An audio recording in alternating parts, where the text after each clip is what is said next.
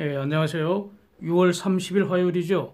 조금 전에 마이크론 테크놀로지가 실적 발표를 했죠. 이 내용을 한번 살펴보겠습니다. 최근에 여러 번 이 메모리 반도체 기업 2분기 실적 매우 좋을 거다 이런 내용을 말씀드렸고요. 어제 오전 시간에도 한번 자세히 말씀을 드렸습니다. 그러니까 상향 수정된 예상치보다도 매우 좋은 실적 발표했습니다. 실적 서프라이즈입니다. 사진부터 한번 보시면요. 그 장중에 한 1.35% 올랐는데 실적 발표를 장 마감 후에 하니까 발표 후에 4.93% 추가 상승했습니다. 실적 내용을 보면은 EPS 즉 주당 순이익이 0.82불로 예상이 0.75불이었으니까 대략 9.3% 늘었고요. 이 실적 예상치가 상향 조정된 겁니다. 이전보다 한 번 더. 그거보다도 더 9.3% 이렇게 늘었고요. 레비뉴, 즉 수익은 54.4억 불이죠. 그래서 예상보다 3.4% 증가했습니다. 그 표 내용이 그런 겁니다. 1분기하고 비교하면은 주당 순이익은 82.2% 늘었고요. 수익은 13.3% 이렇게 폭증한 내용입니다. 미국 바이러스 영향이 1분기에는 별로 없었고 2분기에 바이러스 직격탄 맞은 거 기억을 하시면은 결국 바이러스 영향이 별로 없었다 이렇게 정리할 수 있을 것 같습니다. 오히려 바이러스 리세션 상황이 오히려 도움이 됐다 이렇게 평가할 수 있을 것 같습니다. 이 마이크론 테크놀로지는 D램하고 낸도 이런 메모리 반도체 중심으로 비즈니스를 하기 때문에 한국의 하이닉스하고 사업 구조가 매우 유사하죠. 그리고 규모로는 글로벌 3등짜리입니다. 그래서 또 이게 미국 기업이기 때문에 글로벌 반도체 산업, 특히 메모리 반도체 산업의 흐름을 판단하는 중요한 참고 지표가 되기 때문에 주목하는 거 아니겠습니까? 그래서 마이크론이 브리핑한 내용을 그대로 한번 요약을 해보겠습니다. 요거는 발표 내용을 가급적 그대로 전달하려고 합니다. 우선 장기 전망부부터 보겠습니다. 장기 전망.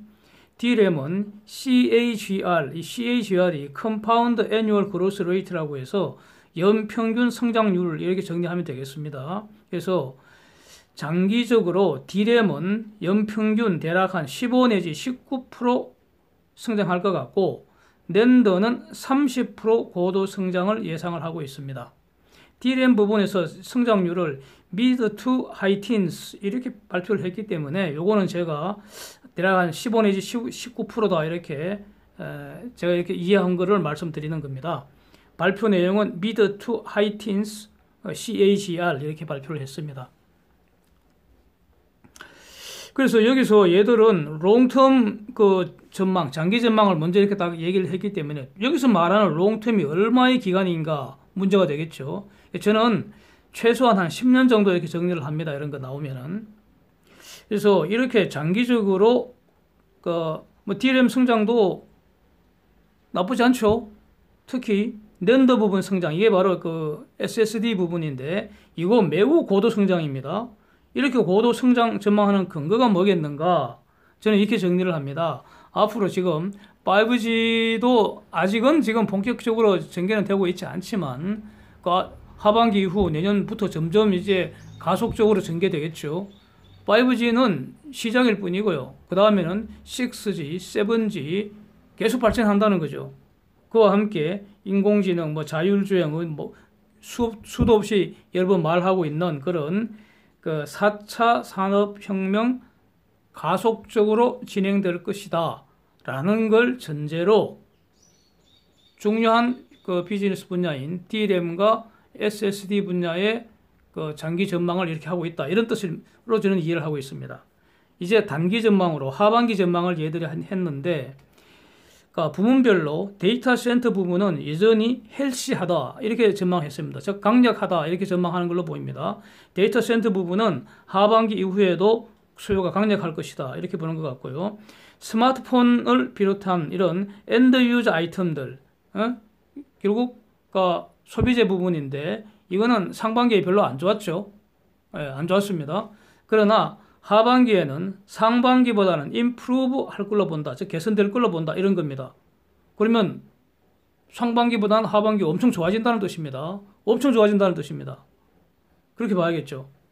다음 또 하나 중요한 부분을 얘들이 그러니까 게임용 콘솔 분야 이게 지금 새로 출시되는데 여기에서 D램하고 낸드가 상당한 수요를 기대하고 있다. 이런 어떤 기대감을 표출을 했습니다.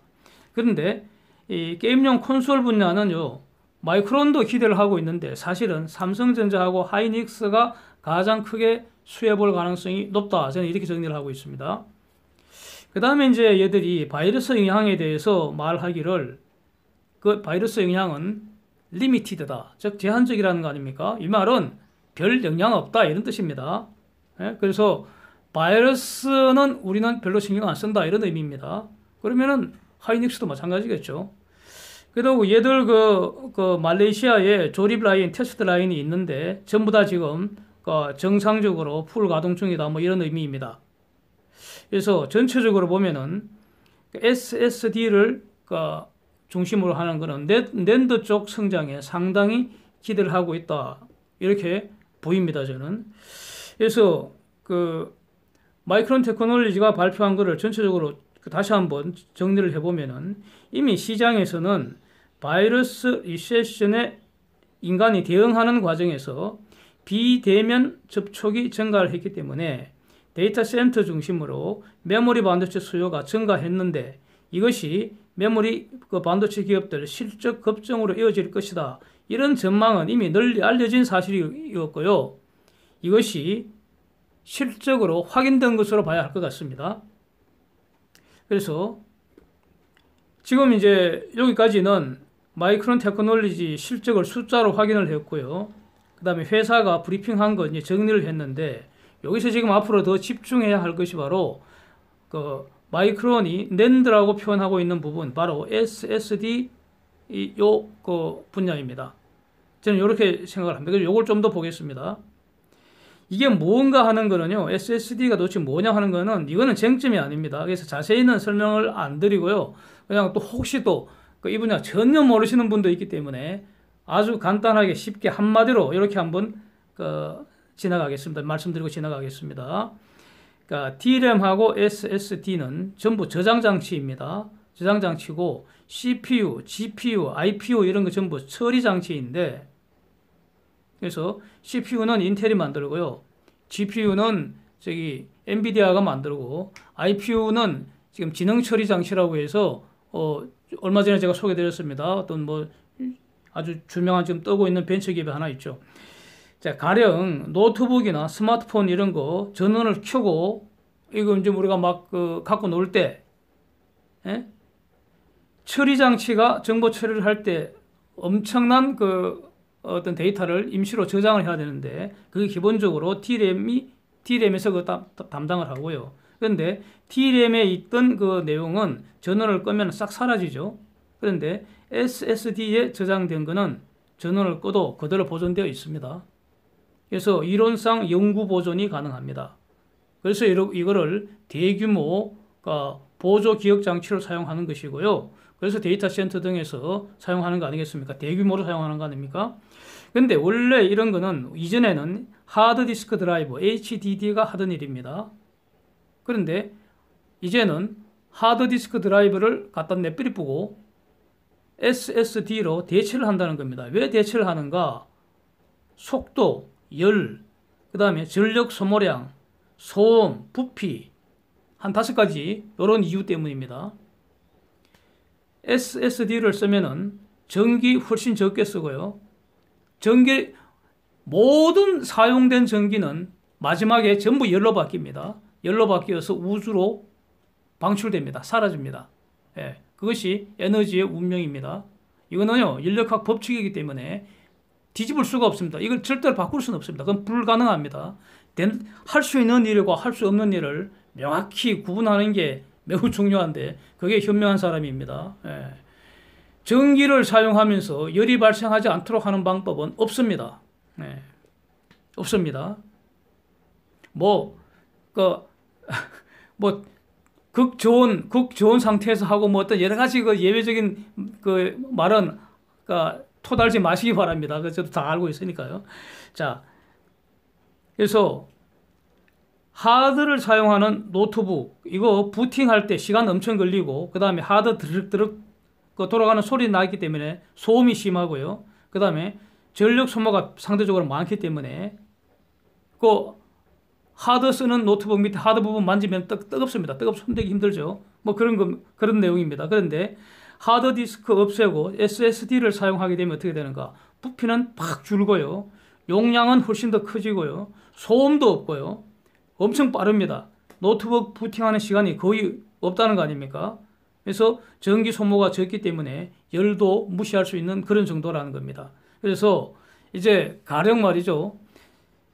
데이터 센터를 하드디스크 드라이브를 사용하면 한 30층 규모로 해야 된다는 겁니다. 아파트 30층 규모로. 아파트 단지 하나 될 정도로 이렇게 이렇게 만들어버리면은 전기 사용량이 엄청날 것이고요. 전기를 많이 쓰면은 열이 많이 나기 때문에 막 후덥지근 덥다는 겁니다. 그래서 온도가 올라가면은 완전히 안 되죠. 그렇기 때문에 또 온도를 낮추기 위해서 냉방 장치 가동해야 되고, 냉방 장치 가동하기 위해서 또 전기 써야 되고, 이렇게 되는 거죠.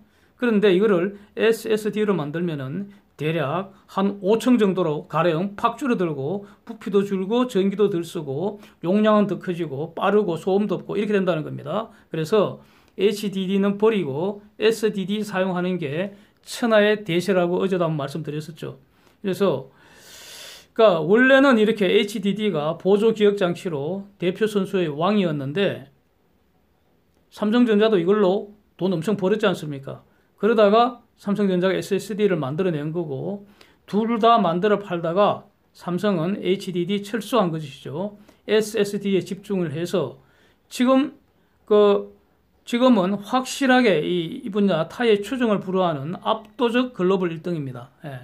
네? 지금까지는 그렇고요. 지금부터는 이제 어찌 될지 두고 봐야 한다고 제가 여러 번 말씀드린 거 다시 상기하겠습니다.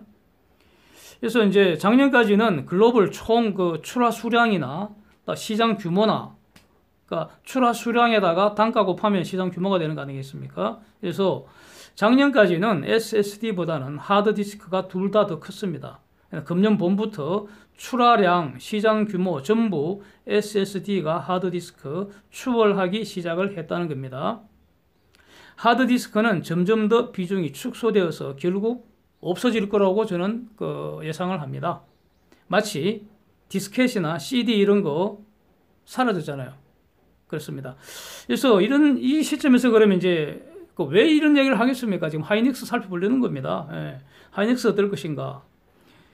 지금 하이닉스도 DRAM하고 낸드 사업 하는 거 아닙니까? 낸드 사업의 낸드 플래시 메모리 일종이고요. 가장 잘 응용된 부분이 SSD라는 겁니다. 그래서 DRAM을 보면은 삼성과 함께 압도적인 글로벌 1, 2등 아닙니까? 그래서 DRAM 부분은 볼 것도 없고요. 또 안 보겠습니다. 그래서 하이닉스를 볼 때 지금 얘네들이 SSD 사업을 제대로 하는지 요게 안꾸라는 겁니다. 왜냐하면은 SSD는 하이닉스는 후발 선수거든요. 그래서 그러니까 인텔이나 마이크론 테크놀로지나 웨스턴 디지털 얘들이 SSD 분야에서는 하이닉스보다도 아직은 점유율이 앞서 있다는 겁니다. 그리고 하이닉스는 1분기까지 SSD 분야 적자였다는 거 아닙니까? 그런데 지금 현재 하이닉스 SSD 사업은 가령 96단 그러니까 SSD 분야는 완전히 이제 정착이 된 것으로 평가가 되고요. 네? 여기서 이익 구조가 급격하게 개선 중인 것으로 보이고요. 128단 대량 생산 지금 과정이 진행 중인 것으로 알고 있습니다. 128단은 삼성이 작년에 대량 생산한 거고요. 이게 지금 글로벌 가장 앞선 분야라는 거 아닙니까? 그래서 하반기 지나면서 하이닉스도 128단 대량 생산이 완전히 정착이 되면은 이거 적어도 웨스턴 디지털 정도는 추월 가능성 기대할 수 있고, 내년 이후 마이크론 제낄 수 있지 않을까? 하여튼 저는 이런 기대감을 가지고 있습니다. 그 기대를 가지고 지금 하이닉스를 대하고 있습니다. 우선 하이닉스 사진 한번 보시죠. 하나금융투자에서 이제 최근 자료를 올렸기 때문에 일단 이걸 참고해서 한번 설명을 하겠습니다. 표 보면 숫자가 빡빡하니까 보기가 싫죠. 눈 아프고 말이죠. 그런데 딱 두 개만 보면 됩니다. 나머지 다 쓸데없습니다. 예. 두 개만 보시면 됩니다. 1번 영업이익 분야를 보면요. 낸더라고 표시된 거 보면은 1분기에 3,545억 적자였습니다. 그런데 2분기에 적자가 917억 이렇게 줄어들 것으로 추정을 했습니다. 자, 여기서 보겠습니다. 요걸 보겠습니다. 3개월 만에 대략 한 3천억 정도 이익이 늘어났다는 거 아닙니까? 예. 실질적으로 그런 거죠. 매출액이 아니고 이익이 이 정도 늘어났다면은 돈 그냥 끌어모은 거 아닙니까? 네. 그렇게 해석해야죠. 뭐. 돈 끌어모은 겁니다, 지금. 원래 이익이라는 것은 사후적으로 산정하는 겁니다. 계산하는 겁니다. 지금 회계 조작 이런 것도 올리면 안 됩니다. 전혀 그런 거 정상적으로 하더라도 말이죠. 모든 간접비를 적절하게 분배한 이후에 계산을 해내는 것입니다. 그래서 사실 저 정도 규모에서 900억 정도는 찔끔 적자라고 할 수도 있습니다.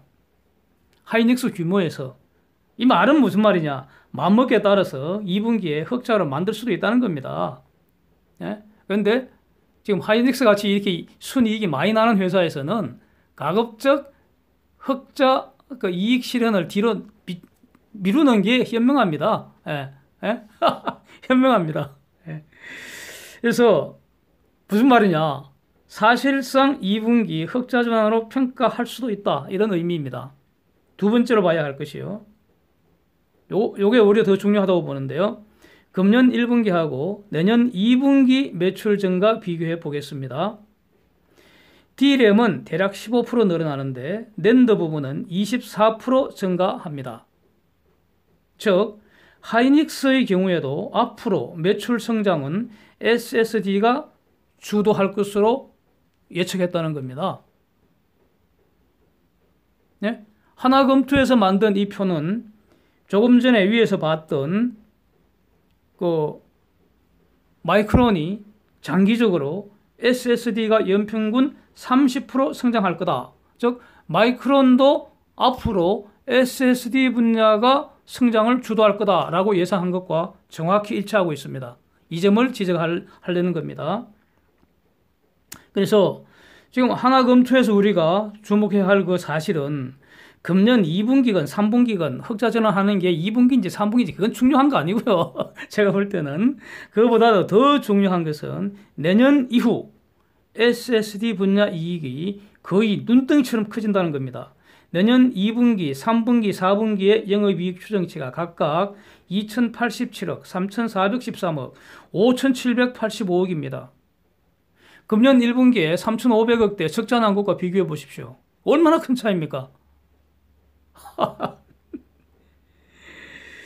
그래서 앞으로 이 하이닉스가 내년 이후 2022년, 2023년 매우 기대되죠. 예, 아주 그냥 가슴 뛰게 기대가 됩니다. 그래서 하이닉스 2분기 실적 발표 날짜는 7월 23일 지금 예정이 되어 있습니다. 그래서 표 보시면 그 예측치가 나와 있는데요. 1분기보다 여기는 지금 investing.com에서 발표한 내용이기 때문에 여기에 근거해서 말씀드립니다. 그러니까 여기서는 revenue하고 EPS 주당 순이익 기준으로 이제 발표를 하고 있으니까 이 숫자 가지고 정리를 해보면은 매출은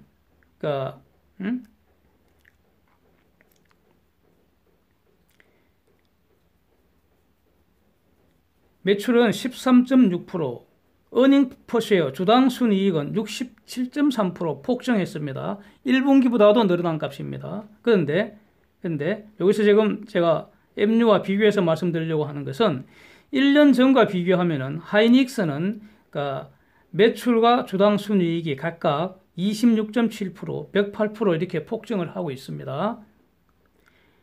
마이크론 테크놀로지는 1년 전과 비교해 보면은 매출은 1년 전보다 13.5% 늘었지만 주당 순이익은 21.9% 감소했습니다. 그래서 하이닉스 실적 증가 전망이 마이크론 테크놀로지보다 훨씬 더 강력하고요. 훨씬 더 건전한 모습이라는 겁니다. 이렇게 정리해야 합니다. 그래서 그러니까 마이크론 테크놀로지 실적 전망이 특이한 것은요. 얘들 벌써 3분기 예상도 지금 공개를 하고 있거든요. 2분기 호조가 이어진다는 것이 지금 그 메시지 핵심인 것 같습니다. 그래서 단기적으로 하반기 실적을 예상을 할 때 물량 기준으로 증가하는 것은 이건 너무나 당연해 보이고요. 그럼 가격이 어떨 것인가? 근데 하이닉스건 마이크론 테크놀로지건 거의 대부분 대형 고정 거래처 중심으로 매매를 하기 때문에 이때 적용되는 그 가격이 바로 컨트랙트 프라이스입니다. 계약 가격이죠. DRAM, SSD 전부 아직도 이 컨트랙트 프라이스는 매우 강세입니다. 강세. 네, 그렇게 빠지질 않습니다. 조금씩 오르는 경향이 있습니다. DRAM에서 스팟 프라이스는 분명히 4월 이후 하락하는 것과 별개의 문제입니다. 그래서 어떤 분들은 스팟 프라이스가 결국 그 컨트랙트 프라이스에 영향을 준다 이런 논리를 펼치는데 이건 뭐 굳이 이거가 맞다 틀리다 이렇게 논쟁할 거는 필요는 없을 것 같고요. 뭐 그냥 틀리진 않다 이렇게 정리해 두고요. 그러나 이게 대세에 지장을 줄 정도 아니라고 저는 정리를 하겠습니다. 기껏해야 많은 호재 중에 아주 작은 걱정거리 정도밖에 안 된다고 봅니다. 그러니까 D램의 스팟 프라이스가 지금 약세를 보이는 것이 많은 호재 중에 작은 걱정거리 정도밖에 안 된다. 대세에 지장 없다. 이렇게 정리한다는 뜻입니다. 그래서 이제 정리를 하면 말이죠. 제 같으면 한 2018년 가을부터 그러니까 하이닉스 거의 막 본격적으로 분석하려고 달라들었습니다. 그래서 지금까지 계속 나름대로 분석하고 있고요. 또 이렇게 참여하고 있습니다. 저 여기 투자하고 있습니다. 네. 그래서 지금은 이 하이닉스 현저하게 저평가되었다고 보고요. 그 저평가된 거는 이전 영상에서 여러 번 이거 다뤄봤기 때문에 여기서 반복하지는 않겠습니다. 시간이 너무 걸리니까. 그래서 결론은 여유 자금으로 지금 진입 가능하다. 이렇게 보겠습니다. 네. 이상입니다. 함께해 주셔서 감사드립니다.